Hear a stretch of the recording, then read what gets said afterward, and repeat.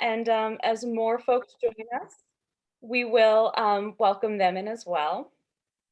We will be recording tonight's session so that anybody who registered who could not join us for whatever reason could watch this later on.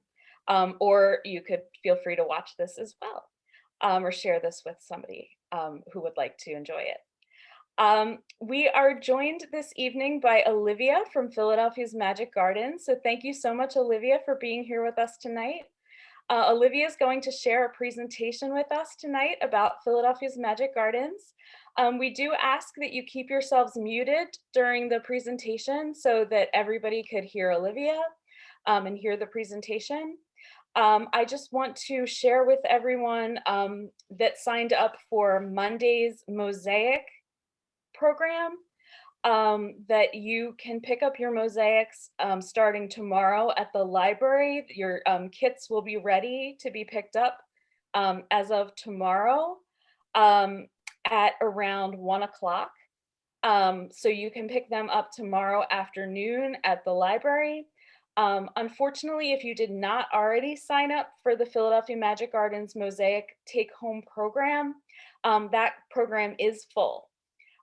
So if you have not already signed up, unfortunately, that opportunity is done. But for those of you that did sign up for both programs, tonight's program and Monday's program, you will be able to pick up your mosaic kits as of tomorrow at the library after 1 p.m. So thank you so much for joining us this evening. We are thrilled to have Olivia here with us. And without further ado, Olivia, take it away. Thank you. Great. Thanks, Amy. Yeah, I'm really happy to be here with everyone tonight. So I'm going to be talking a little bit about Philadelphia's Magic Gardens and showing some photos, and then we will definitely have time for questions at the end of the presentation. So, and if people have questions as we go through, please feel free to put them in the chat. But just to start off, I'm curious if people have been to the Magic Gardens before or not. So if you want to put that in the chat, if you've been there before, I'd love to see that. And I am going to just take one moment here to share my screen.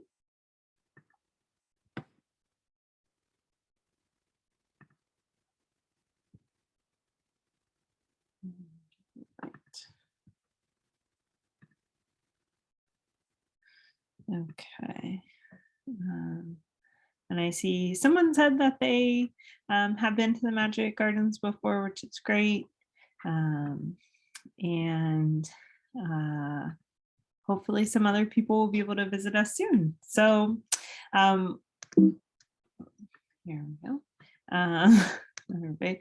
So this is just showing, before we get into looking at some photos, that if you did want to explore the site a little bit more virtually, we do have a virtual tour on our website, and I'll pop that in the chat then, where you can kind of move through the space outside. Like if you've used Google Street View, it's kind of like that.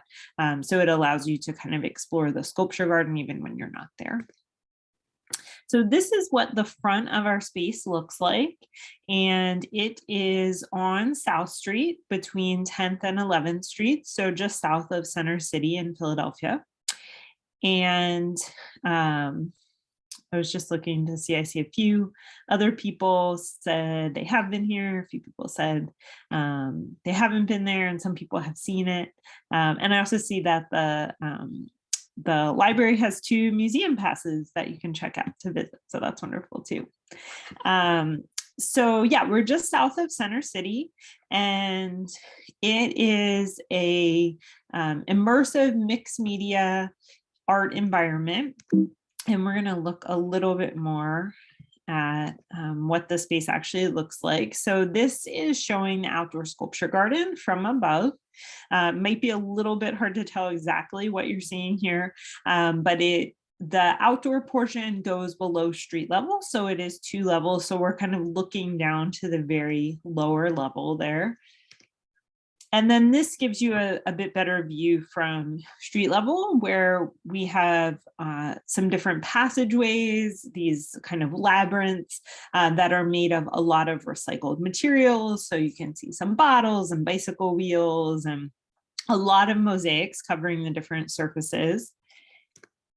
And then this gives you a little bit closer view of what the sort of sculptural elements look like, along with the mosaic elements. So the actual building behind here is all mosaic.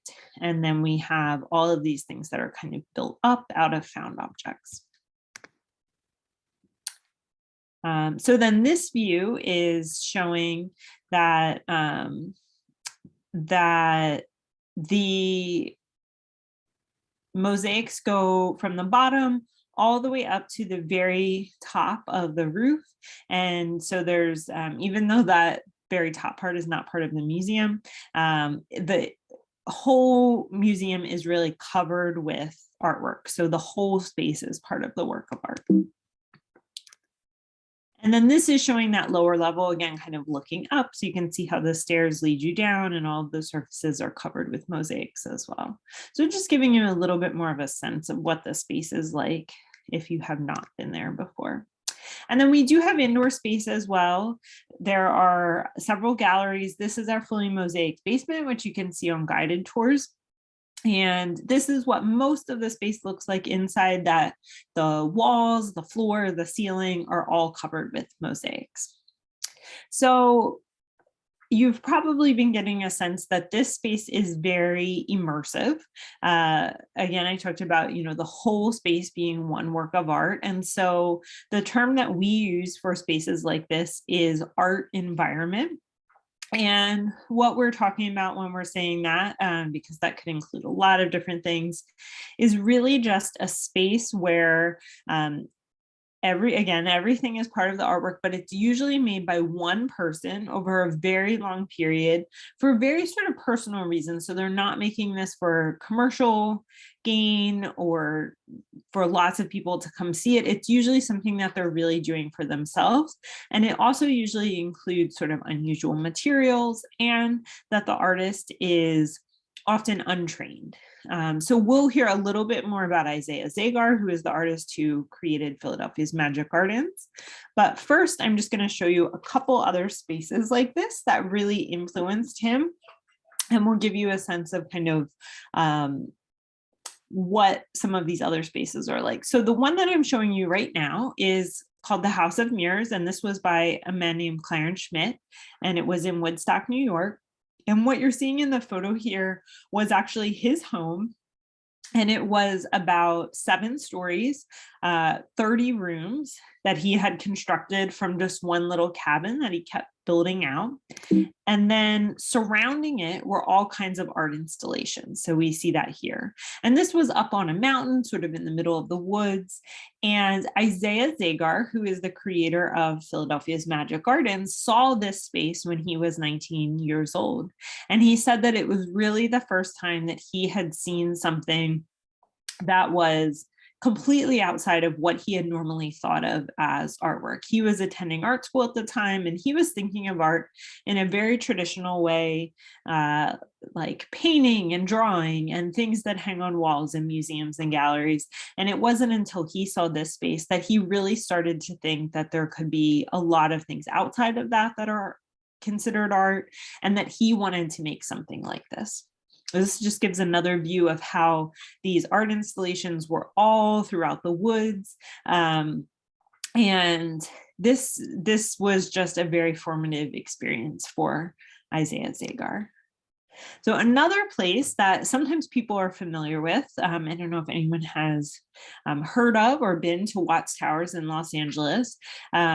This is another art environment that Isaiah Zagar visited before he started work on Philadelphia's Magic Gardens. And what we can see in the photo here is that these are several very tall towers. The tallest one is 99 feet high. And then this gives us a little more close-up look of what these spaces look like. And so you can see that the towers are also covered with tile and mosaics. And several things that we sort of see here are very similar to some of the elements in the Magic Gardens. And Simon Rodia had worked on this space for about 30 years, from around 1920 to 1954. And this is now a museum that people can visit, though I believe the actual installation is closed at the moment for preservation work. But you can see that a lot of the elements, the tiles, the bottles, are very similar things to what is being used at Philadelphia's Magic Gardens. And this is also similar in that it's right in the middle of a city, which is not typical of a lot of art environments, which are often more like Clarence Schmidt's House of Mirrors, that are sort of out in very hard to reach places. But this is right in the Watts neighborhood of LA, and lots of homes right around it. And then I'm just going to show you a few other places sort of quickly. So you can see that there are places like this really all over the world. This is Forevertron in Wisconsin. And while a lot of these spaces look very different, they share those similar characteristics that I was already talking about, where it's one artist who works for a very long period of time to create this space for personal reasons. This is one where the artist had made that part that you see right in the middle, this kind of little egg here, was I believe that he was going to leave the planet, in that was sort of his idea for that space. And this is Danielle Jacquet's house in France, where she has painted the whole house. A little bit more traditional materials there, but often we see these kind of reused materials. This is Dr. Charles Smith's African American Heritage Museum in Hammond, Louisiana. And Nikki de St. Paul's Tarot Garden in Italy. Again, with mosaics, but a very different style from what we see at Watts Towers or Philadelphia's Magic Gardens. So just a little taste of what some of these spaces look like. So now I'm going to talk a little bit more about Isaiah Zagar. This is him, who is the artist who created Philadelphia's Magic Gardens. And I'm going to tell you a little bit more about the story of how that space came to be. So Isaiah Zagar worked on Philadelphia's Magic Gardens for about 30 years on the entire site. But a lot of this kind of goes back to, we already talked about his interest in art environments and visiting the House of Mirrors. But even before that, this is Isaiah right here, and his wife, Julia. And this was during their time in the Peace Corps. They were stationed in Peru, and they were both trained artists, and they were given this sort of special assignment, which was to go to Peru and work with local artists to help them sell the things that they were making. And this became a very important part of their story, because they started to become very interested in Latin American folk art, which they were working with all of these folk artists, artists who had been passing these crafts down for years and years among their families, and making things that were sort of initially supposed to be for everyday utilitarian use, and then started to become more for just, aesthetics. And they really loved their time there. They were there for 3 years. And then when they came back to Philadelphia, which here we see Isaiah once he comes back, this is the late 60s, looking very much the hippie there. And they moved to South Street in Philadelphia, and they were sort of figuring out what their next steps were going to be. And what they decided to do was to open a gallery where they would sell folk art from Latin America and eventually around the world. And that shop, the Eyes Gallery, is still there on South Street at 4th and South. Julia Zagar still runs it. If you do come down to South Street to visit the Magic Gardens, I would definitely recommend checking out the Eyes Gallery. But that was also a very formative time for Isaiah, because he ended up having a mental breakdown around that time. And he was hospitalized, he had attempted suicide, and he was struggling with very severe depression. And it was making art that was really helping him get through that. But the kind of art he was making prior to that, painting and drawing, was not really helping him. And what ended up getting him out of this period was starting to make mosaics. And he wasn't even really thinking of them as mosaics. We see some of his early style in this photo here. He was really thinking of it just as assemblage, kind of putting whatever he had together to make something new. And he said this act of just putting one piece next to another, where he could start something small and then slowly work bigger, was like a kind of therapy for him.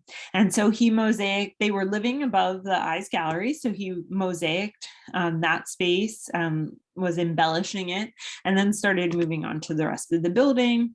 And then we see here's the front of the Eyes Gallery, the current view of what it looks like. And he started going on to other walls and other buildings. And that was really what brought him out of that depression and helped him to stay mentally healthy. And that is what he has continued to do. He is going to be 83 on Friday, and he is still working. And so he has made more than 200 public murals, most of which are in Philadelphia, sort of in the South Street and South Philadelphia area near the Magic Gardens. But he does have work in other parts of the city. He has work in other states and other countries.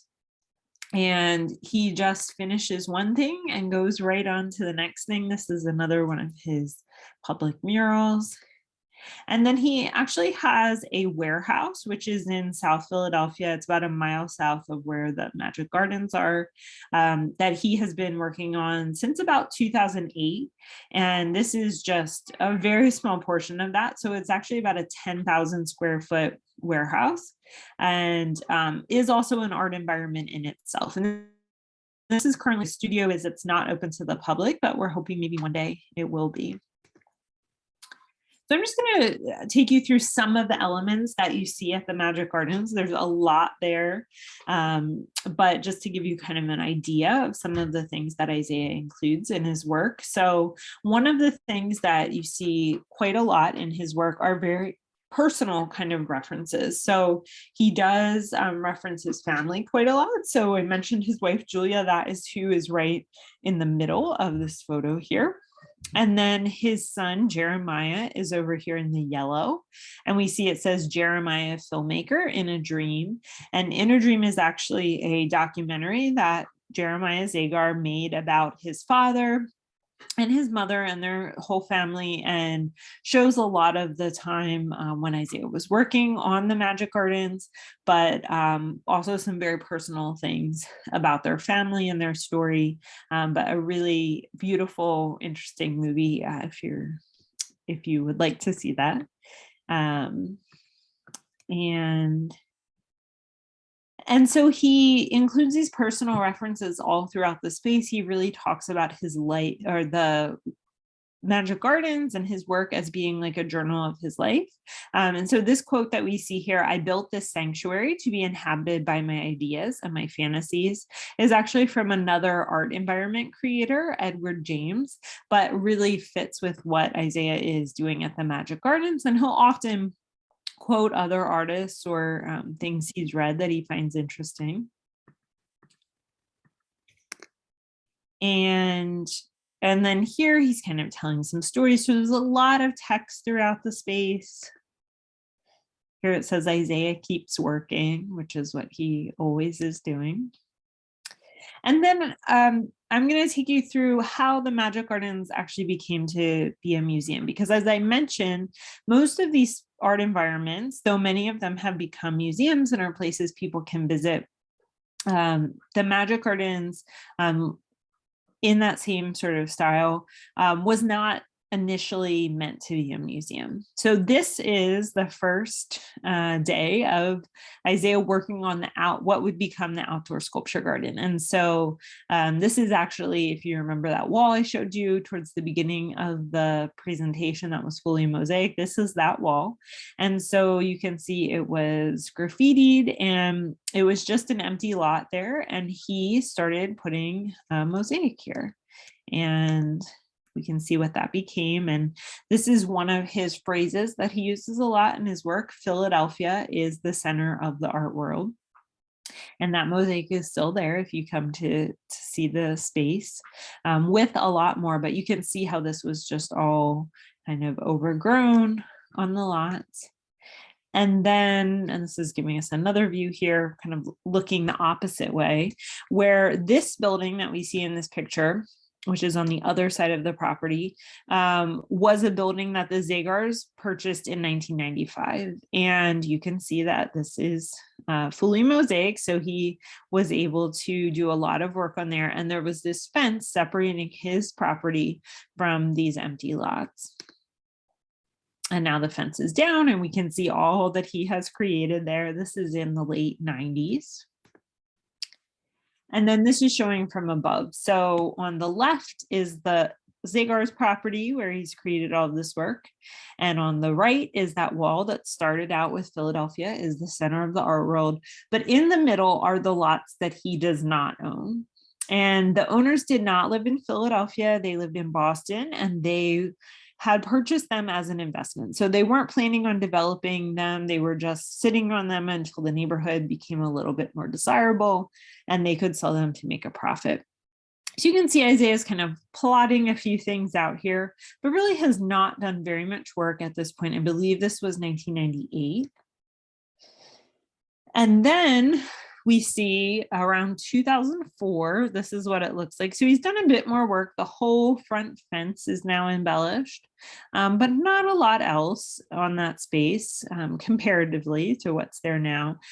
But this was when the owners came back and they saw what Isaiah had done. And they said, either you can buy the property or we're going to have everything knocked down at your expense. So neither of those were great options for Isaiah. And people were really familiar with him and his work at this point and wanted this to stay and saw the vision of what this space could really become. So people started donating money, they were volunteering their time, there were lawyers who got involved and they were working for free. And this all happened pretty quickly over the course of about 6 months. They were able to form the nonprofit Philadelphia's Magic Gardens and actually purchase the lots. The Zagars put up quite a bit of their own money to do that. But the forming the nonprofit was really the thing that started the idea that this space could become a museum. And so we can see here, this is the sign where it says, we must raise $300,000 to save South Street Magic Gardens. That was how much the lots were being sold for. And here we see it starts to develop more. So we've got that same mosaic there, but starting to be more filling the space. And then pretty quickly, this starts to fill up because Isaiah is really working here every day. This is his main project once he has permission to be there. So we can see now the passageways are starting to be added. They're excavating down to this lower level. It was just at street level to begin with. And then this is 2006. We've got some steps going down. We've got another new passageway over here.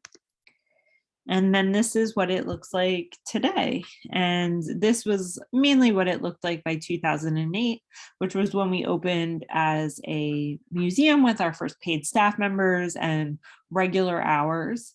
And we are open now 6 days a week and have not only general admission, but a lot of programming, including tours and exhibitions and education programs, which like we're doing now, and I'll be doing the Mosaic program with those who have signed up on Monday, but have a lot of things going on and have really grown over the years.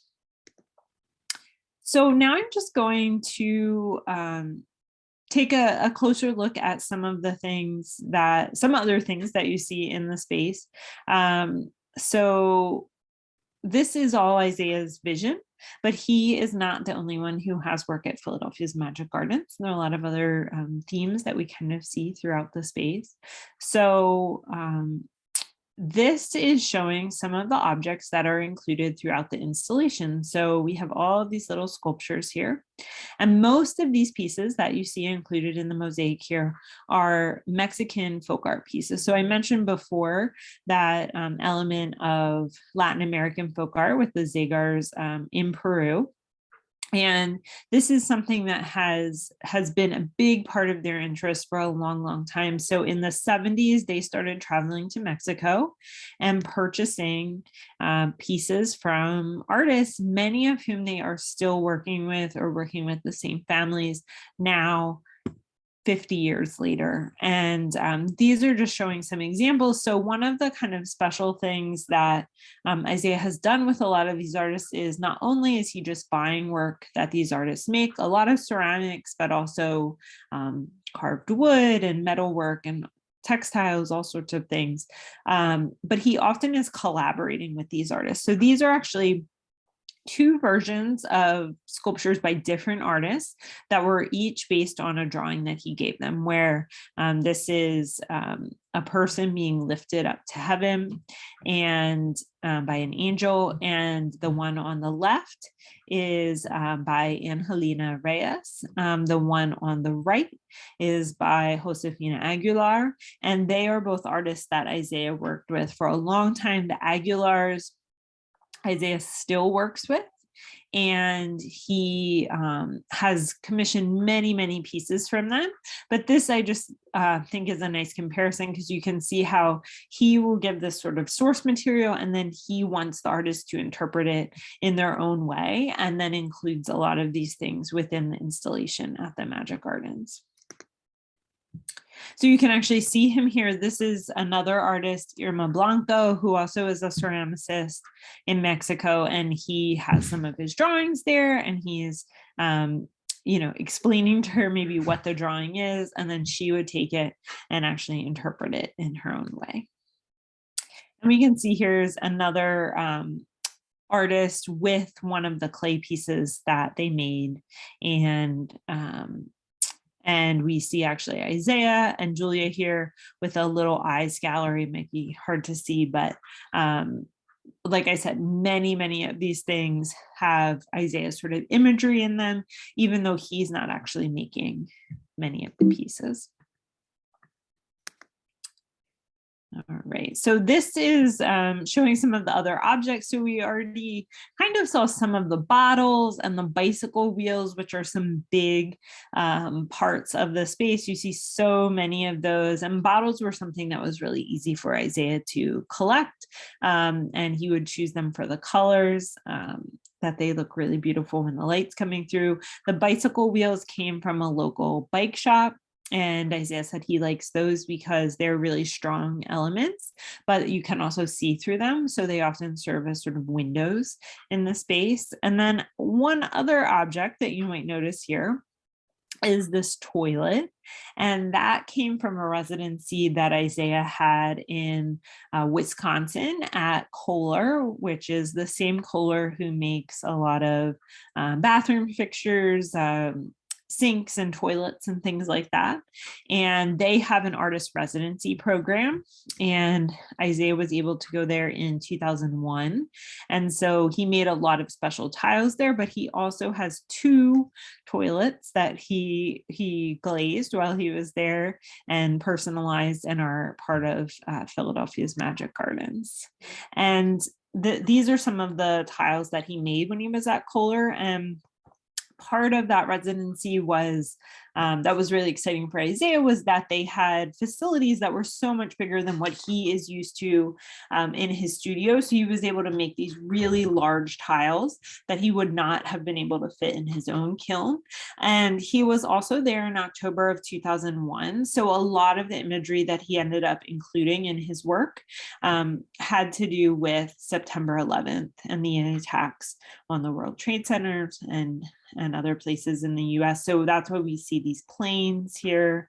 And that shows up in a lot of the tiles that he made while he was at Kohler, and is just kind of another example of him using his artwork to work through things that were really difficult in his life.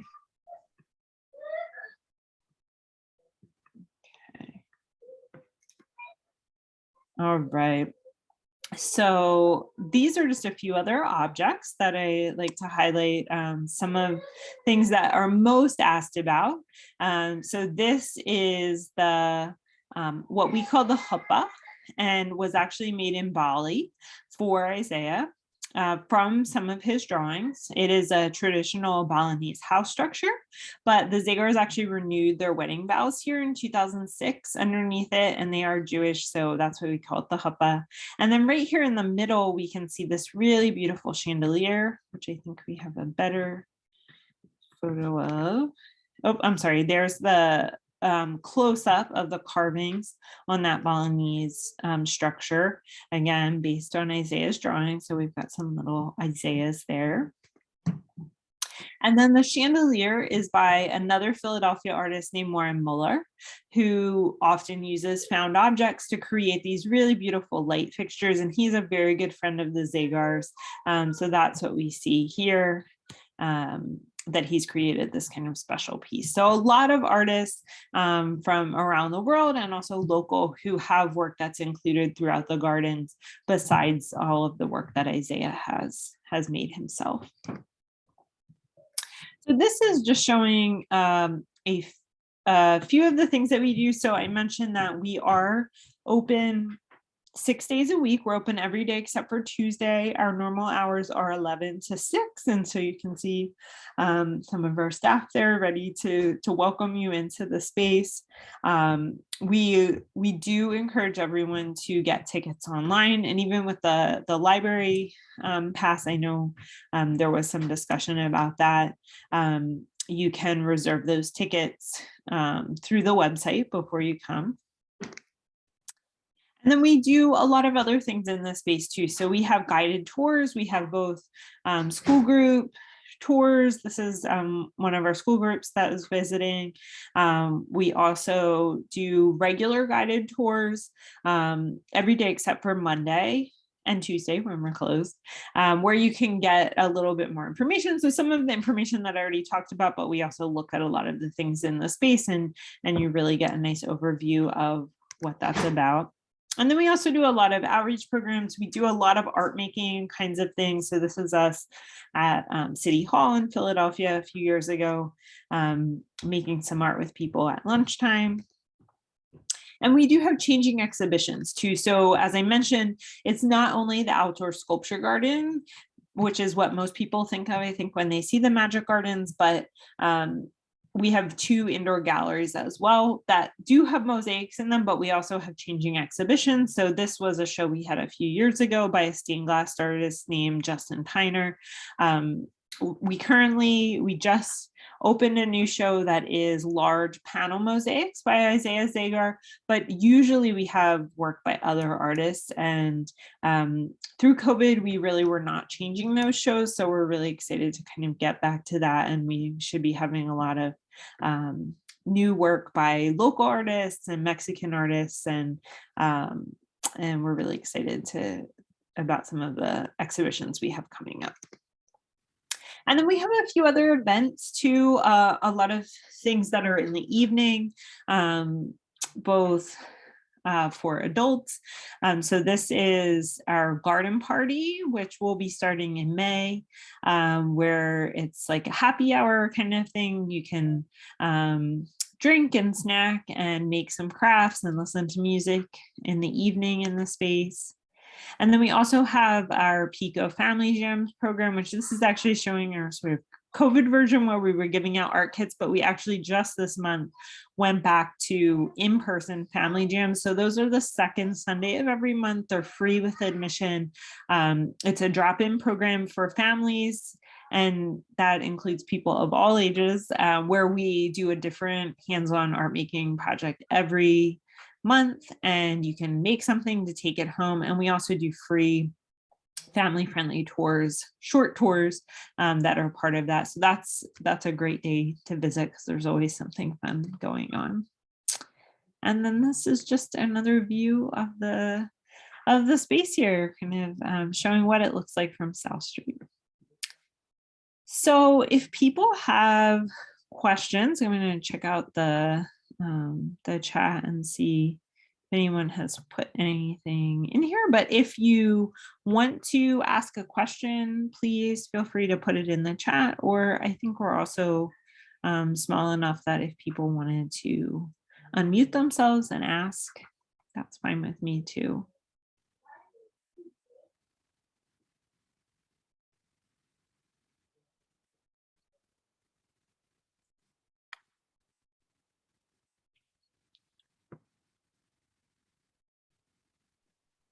There was a question about our museum pass earlier in the chat, so I just wanted to address that. The library has 2 museum passes to the Magic Gardens. Our museum pass program is free for anybody with a library card. All you need to do is give us a call and find out if that museum pass is available. We actually have about 24 different museum passes at this time, but 2 of them are for Philadelphia Magic Gardens. And you can call and reserve it for up to 2 hours if you know what day that you're going. Just don't do it on a Tuesday when they're closed. But you can have it for up to 2 days. So make sure that you call it on a day that you are maybe intending on going, or if you're intending on going the following day. Because you can have that museum pass for 2 days free of charge. And the museum pass covers a few people in your party.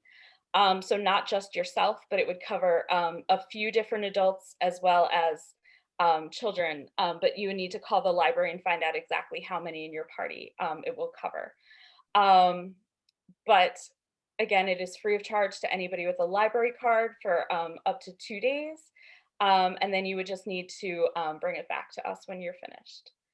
So any other questions about the museum pass, you can call the library if you have any questions. And again, call before you're intending on utilizing the pass that day. That's great. Yeah, I hope we'll see people at the museum soon. I see someone asked, how far back in history can we trace the art of mosaics? Yeah, mosaics are a very old art form. I would say, don't quote me on this, but it's quite far back. I think there are mosaics that are thousands of years old. And there have been, things that they have found in early civilizations where they were making mosaics. And there's a lot of different kinds of mosaics. So the style that Isaiah makes is a very particular style. I'm sure people have seen lots of other kinds of mosaics that look very different from what the Magic Gardens looks like. And actually, if you are participating in the program on Monday, where we're going to make our own little mosaics, I'll talk a little bit more about his method, and maybe we can talk a little bit about some different kinds of mosaics then. But yeah, his method is called the Zagar method. Because he's the only one who really does it exactly like that. But yeah, mosaics are very, very old. Okay. Okay, see, someone asked about outreach programs and charter school in the city. Yeah, so the outreach programs that we do are sort of, we do a variety of things. So this would fall under this presentation that I'm doing right now. So we've done virtual things since COVID, but we also do a lot of in-person things where we do different sort of usually mosaic themed activities where we can come out and do a little in-person talk, sort of a shortened version of what I did tonight. And then we have a variety of activities, which I'll put in the chat just in case anyone is interested in that or has any other questions later. My email address that you could contact me, that I could give you a little bit more information about that and help you set something like that up. And I also just shared the link to our website where the virtual tour is, and also on our website there's a lot of information. Okay, someone said, is his wife's art also incorporated in the museum? That's a wonderful question. So yeah, Julia Zagar, she is a trained artist, but she actually stopped really making art around the time that they opened the Eyes Gallery. That really became her main passion and she's been the driving force behind that. And I would really say everything at the Magic Gardens, because Isaiah is the type of person that if Julia had not been around, I don't think he would have done any of the things that he ended up doing. I mean, she was the one who pretty much always had a steady job and was supporting him in that way. And so yeah, she made all of this possible. We did have a show about 6 years ago, maybe, showing some of her work and also Isaiah's work about her, because he includes her in his work a lot. And they have actually both kind of recently talked about how she was, it was kind of initially her idea to start embellishing the space where they lived above the Eyes Gallery, and that she kind of had these ideas about doing it, and they first were doing it together. But then she said that she had the ideas, but she didn't have the energy to actually do the work. And Isaiah was the one that had the energy, that really had the idea to move forward. And I would say that's been true for a lot of other projects, where she's often saying, oh, well, why don't we buy this other building and then you can work here, or you could do this or that. So though she hasn't really done any of the mosaic work that I showed, she has definitely been a driving force behind that.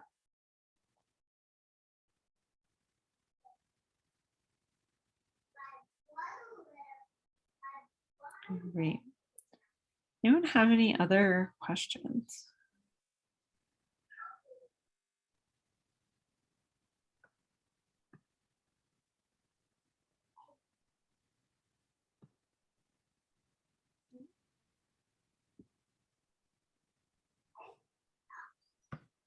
Well, I hope to see some of you again on Monday, and where we'll be making our tile mosaics. And like I said, I'll cover a little bit of this stuff, but we'll talk a little bit more about process and actually making mosaics in that program. Thank you so much, Olivia. This was great. This was so informative and so interesting. Thank you so much for joining us. And again, those of you that signed up for the Mosaic program, you can pick up your kits starting tomorrow at the library after 1 p.m. If you did not have the opportunity to sign up for that program, unfortunately, that program is full. But if there is enough interest, we may be able to offer that at another time in the future. Thank you so much. Yes, somebody said that it was already filled when they tried to sign up. Sorry about that. But yeah, we did have a lot of interest in that program, so maybe we will offer it again sometime in the future. Thank you so much, everybody, and have a great night. Thank you for joining us. Thank you. Good night, everyone.